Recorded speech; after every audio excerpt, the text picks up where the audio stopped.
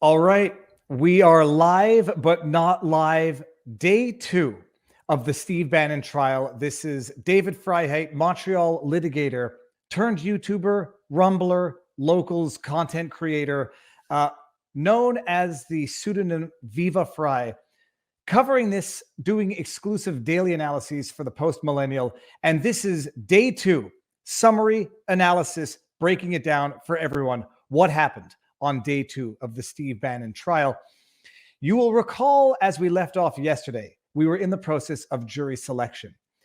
One would have thought that this morning we would have completed with the process of jury selection and just moved straight into the trial with opening statements and first witnesses.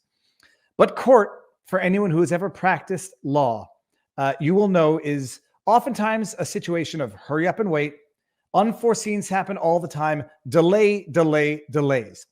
And this morning, on day 2 of Steve Bannon's trial, was no different. Overall summary, for those of you who may not know, Steve Bannon is under trial now for contempt of Congress, 2 counts. One for failing to appear as a witness, the other for failing to provide documents requested in a subpoena from Congress under the pretext of that House committee that has been set up to investigate the events of January 6th. Yesterday was day 1, jury selection. Today, they were supposed to complete jury selection and move on to trial.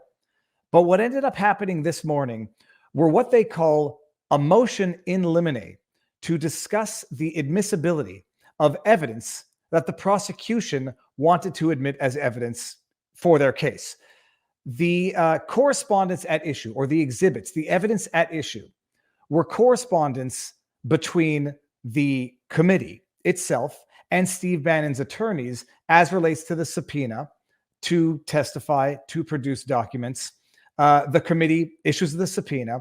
Steve Bannon's counsel accepts service of the subpoena, meaning they say, okay, we will accept this subpoena and not insist that you serve it on Steve Bannon personally. Bannon's counsel then replies, look, we think we have executive privilege. We think there's issues relating to the constitution of this committee, in that it only has 9 members, whereas it shall have 13 members, as per the House Resolution 503 that saw the creation of this committee in the first place. Won't repeat too much of what I said yesterday. There's some back and forth between the committee's counsel, and Bannon's counsel, talking about the issue of executive privilege, whether or not the subpoena is valid in the first place. The prosecution wants to admit this correspondence as evidence, at which point the defense, Steve Bannon's defense, says, whoa, you can't admit these letters, this correspondence, into evidence, because last week, Judge Nichols, a Trump appointee, said Bannon cannot argue, cannot invoke executive privilege or attack the legitimacy of the committee itself. So to the extent that Steve Bannon has been precluded by the judge of raising certain defenses that are legal defenses, subject to appeal, can't argue it or raise it before the jury.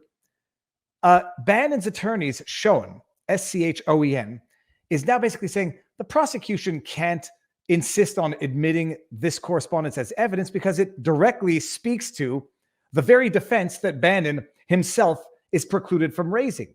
And it's a very interesting thing because, as far as my understanding goes, it was the prosecution that moved to preclude Bannon from being able to invoke executive privilege, professional reliance, or attacking the validity of the committee itself. It was the prosecution that petitioned the court to preclude Bannon from being able to do this. And it was Judge Nichols in his order that said, yeah, Bannon can't raise these defenses before the jury.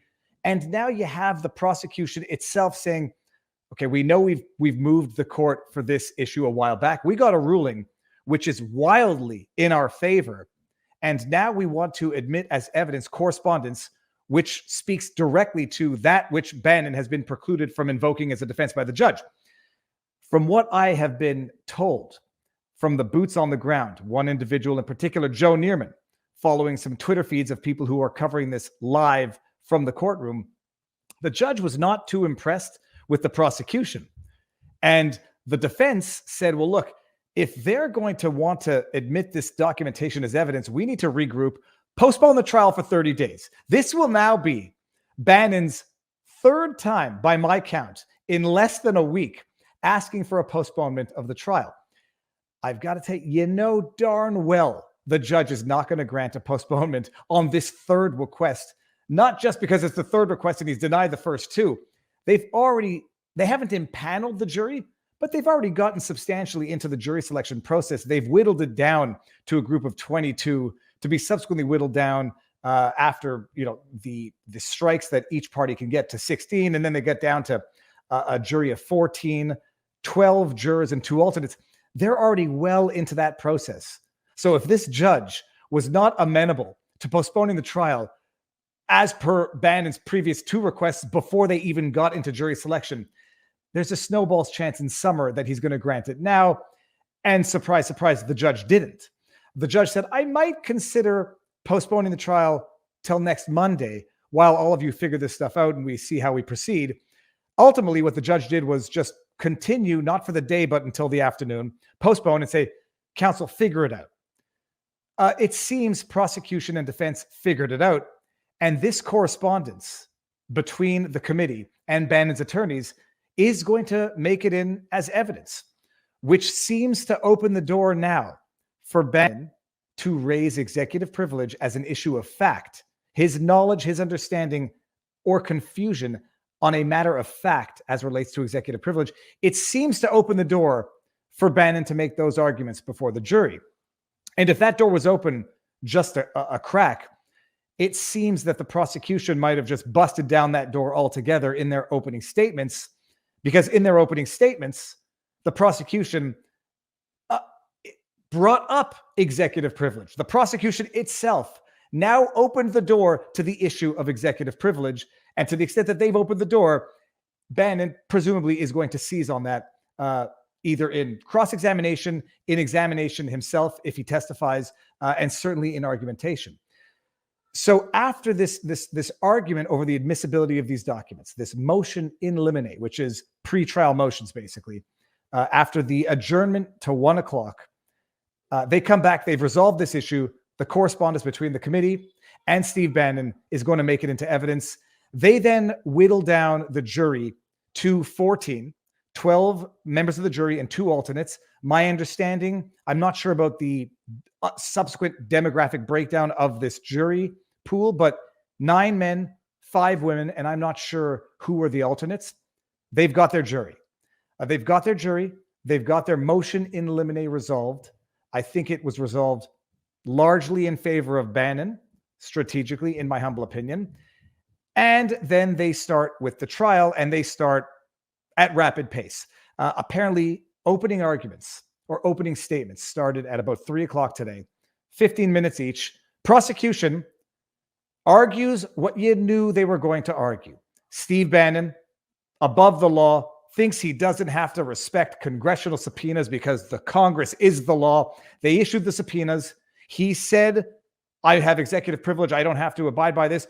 The committee said, no, you do not benefit from executive privilege. You must submit. And Steve Bannon, a man who defies the law, thought he was above the law, just didn't respect the power of the committee. That's their argument.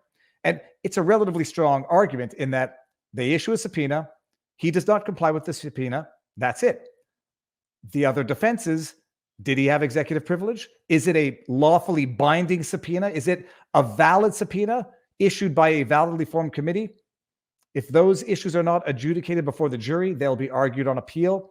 But that's it. That's what prosecution comes in and says. Defense comes in and says, look, the committee knew Bannon was invoking executive privilege. We were having correspondence exchanges to work around those issues.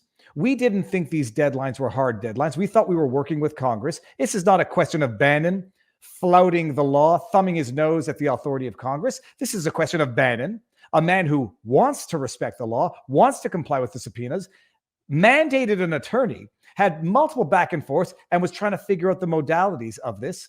He was not above the law. He was trying to work with Congress to make sure that he respected the law, which in his mind might also have implied respecting the law as relates to executive privilege. He didn't flout the law. He didn't ignore Congress. He worked with them. We didn't think these deadlines were hard deadlines. And so when we didn't respect them, we didn't think we were in contempt, yada, yada, yada. That's it. Those were the opening arguments, opening statements from both parties. After the motion in limine had been adjudicated, jury selected, what was left in the rest of the day, not much time, but time enough to start with the first witness, which was the counsel for the committee, Kimberly Ammerling, I believe is her name. She testified, I think it's for about an hour and a quarter, not particularly compelling testimony, predictable testimony, talking about House Resolution 503, talking about the formation of the committee, how it's a valid committee, what the purpose of the committee was, what the object of these subpoenas was, because as we saw yesterday and as we've discussed time and time again, the House resolution that created this committee, that set out the parameters of the investigative capabilities of this committee, we know that congressional committees have to have a valid legislative purpose. And Amberling is testifying to the effect that the valid legislative purpose of this committee is to determine what legislation might be necessary in the future on a going forward basis to ensure that these dark events of January 6th never recur. So she testified on the formation of the committee, the validity of the committee, yada, yada, yada. But from what I have been told, every time they talked about January 6th and the day of January 6th, this attorney was describing it like it was the darkest day in the history of America, constantly invoking the loss of life, apparently repeatedly referring to loss of police officers' life in describing the day. Now, she didn't get very far into her testimony. They'll get into it more tomorrow. It's when people talk about this being a political issue, and this was one of the other aspects raised by the defense in their opening statements, arguing this is pure politics. The only reason Stephen Bannon is being charged, is being indicted on contempt of Congress, is for politics. That's the double-edged sword of this, because I think raise the argument to the jury that this is pure politics. The jury might say, yeah, this is pure politics, and that's why we're going to find Bannon guilty, even though by a strict letter of the law, he might be guilty to the extent none of his legal defenses are valid, if. But this lawyer talking about January 6th and invoking what she's referring to the tragic loss of life. Look, I was featured in a, let me just pull this up. I was featured in a Newsweek article today called Right-Wing YouTuber Steve Bannon guest predicts how court hearing will play out. Look at this. Canadian right-wing legal analyst and YouTuber David Frei, who goes by the pseudonym Viva Frei, recently claimed that Steve Bannon's trial on charges of contempt of Congress will be wrapped up quickly because of an anti-Bannon jury selection process. And it goes on, and it's a great article. I think it's actually quite flattering, despite the name calling. But if being accurate makes me right-wing, like I have recently changed my Twitter profile to, I don't consider myself right-wing, but I do consider it a compliment to be called right-wing. This case is politics. It's pure politics, and it's politics that has been played out before the committee hearings and now is being played out in court. One aspect of the political spin to this and the politics game that is being played, when they talk about the tragic loss of life of that day, and now you have the committee lawyer testifying before the jury about the loss of police officers' life. We will recall from the first day of this event, an officer, Brian Sicknick, who the New York Times reported was killed by a group of pro-Trump supporters. I think the headline was something to the effect of, he dreamed of being a Capitol Police officer and then was beaten by a mob of pro-Trump protesters. Brian Sicknick. This was touted as one of the prime examples of the horrors of that day. It was repeated time and time again during the second impeachment of Donald Trump. And the story turned out to be bunk. It turned out to be total misinformation. People were calling it out as misinformation the day of. New York Times talking about Officer Brian Sicknick getting killed. Apparently he was struck in the head with a fire extinguisher. That turned out to be false. Then he died of a stroke, which was instigated or initiated by chemical spray because allegedly he was bear maced. Ultimately, it turned out that Brian Sicknick died of natural causes of a stroke. The New York Times has yet to correct that fake news story, which a lot of media ran with to overhype the violence of that day, to say it was so violent, a police officer was beaten to death by a group of pro-Trump supporters when he wasn't. There have been a number of other situations of officers having taken their own lives in the weeks following those events, which is extremely disturbing information in and of itself. That being said, the violence of that day, by all accounts, there were only 2 people killed, one of whom was Ashley Babbitt, and the other one was Rose Boyland. I forget if her name was Roseanne Boyland, I believe, who was allegedly trampled or assaulted and passed away. But the narrative of January 6th being one of tragic loss of life because of the violence has been weaponized to the point of these committee hearings, a second impeachment of Donald Trump, and now is being brought to the court. I will argue that it's actual misinformation. When people say loss of life, the loss of life of that day, there were medical emergencies, as there will be when there's hundreds of thousands of people, statistically speaking. The lawyer for the campaign talking about officers having gotten killed or having lost their lives, to suggest that it was as a result of the violence of the crowd, playing politics to the jury, playing smart politics to the jury because the goal of litigation is to win, except in the goal of prosecution, the goal is justice. Whether or not we're going for justice or political injustice or just political reprisals, when you have the lawyer for the committee talking about January 6th in ways that many people have often analogized it to Pearl Harbor and 9/11, you know that we have departed from accuracy for narrative. And if ensuring that things remain accurate and factually based makes someone a right-wing YouTube commentator, I'll accept the compliment, but disagree with it nonetheless. But you know that this is where the testimony is going to be going in chief. The lawyer will get cross-examined, but at the end of the day, although the prosecution is going to want to make this a trial about January 6th, cross-examination can only get so far when this is not about attacking January 6th itself. This is about an issue relating to Stephen Bannon. Did he get the congressional subpoena? Was it a valid subpoena? Did he think, as a matter of fact, that he did not have to comply with it, or that he was somewhat in compliance with it while he was in discussion with the committee as to modalities or how to respect the subpoena while purportedly respecting executive privilege? We'll see. But the day 1 jury selection done, carried over into day 2, motion in limine to discuss the admissibility of evidence, the request of which seems to conflict with prior requests from the parties. And it's very interesting, by the way.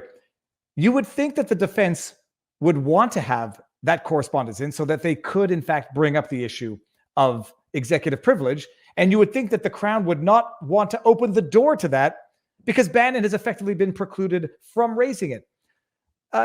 It's a bizarre turn of events, to say the least. We'll see how it pans out.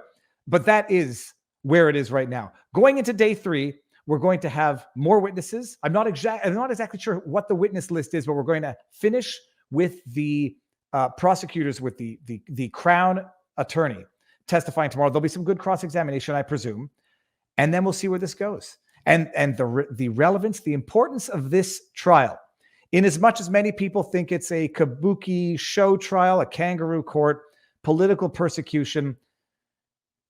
As a pure matter of law, there's an issue here. Did someone comply with the subpoena? The fact that we have seen so few people ever indicted and prosecuted on contempt of Congress should show you that a selective judicial process is a politicized judicial process, is a broken judicial process. So the fact that so few people in the history of American history have actually been indicted on contempt of Congress charges should show you or cause you to question, why now?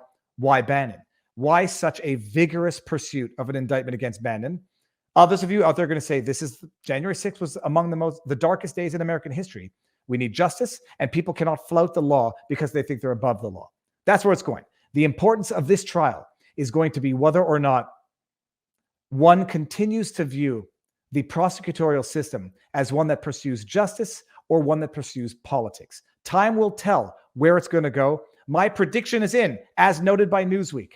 And if I turn out to be right, maybe you're right that I'm on the right. Stay tuned for a similar recap tomorrow after day 3. If you want to find me on social medias, Viva Frei, YouTube, Rumble, Viva Frei on Twitter, viva.locals.com on locals. And this will be on the podcast for the Post Millennial. From what I understand, yesterday's podcast is doing very well on the charts. This one should do just as well, and we'll have another one tomorrow. And as long as this trial goes on, I will do an exclusive summary analysis at the end of the day. People, you know what to do. Peace out.